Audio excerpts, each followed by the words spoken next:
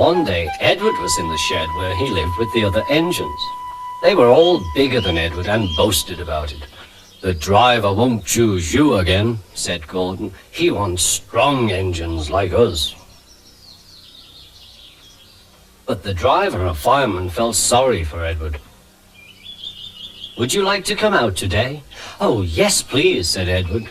So they lit his fire, made lots of steam, and Edward puffed away.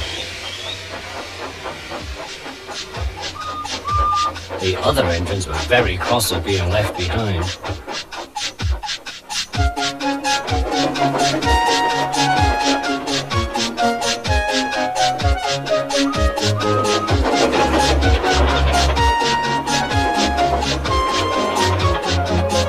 Edward worked hard all day. The coaches thought he was very kind, and the driver was very pleased.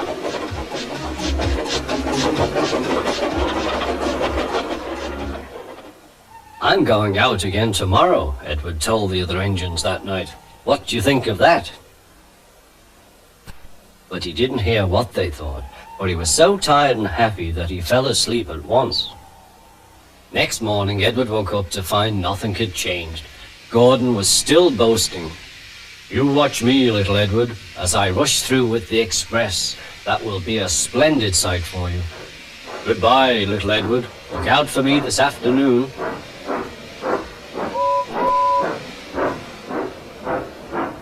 Edward went off to do some shunting. He liked shunting. It was fun playing with freight cars. He would come up quietly and give them a push. Then he would stop and the silly freight cars would go bump into each other. "What?" they cried. "Whatever is happening?"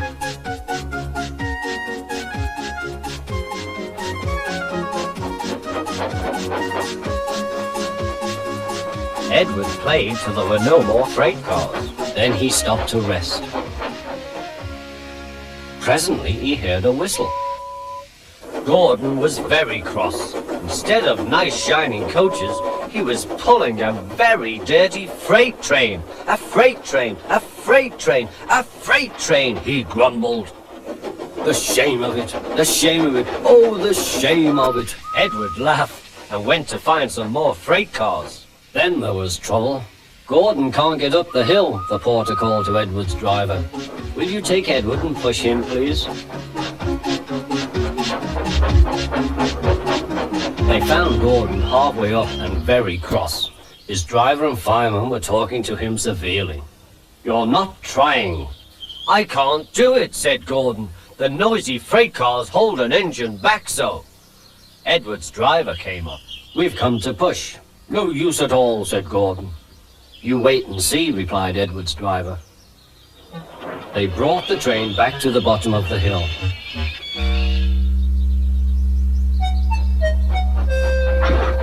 "I'm ready," said Edward. "No good," grumbled Gordon.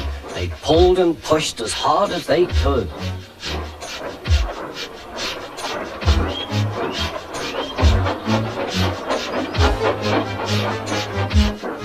"I can't do it, I can't do it, I can't do it," puffed Gordon. "I will do it, I will do it, I will do it," puffed Edward. Edward pushed and puffed and puffed and pushed as hard as ever he could. And almost before he realized it, Gordon found himself at the top of the hill. "I've done it, I've done it, I've done it," he said proudly. He forgot all about kind Edward and didn't say thank you. Edward was left out of breath and far behind, but he was happy because he had been so helpful. At the next station, he found that the driver and fireman were very pleased with him. The fireman gave him a nice long drink, and the driver said, "I'll get out my paint tomorrow and give you a beautiful coat of blue with red stripes. Then you'll be the smartest engine in the shed."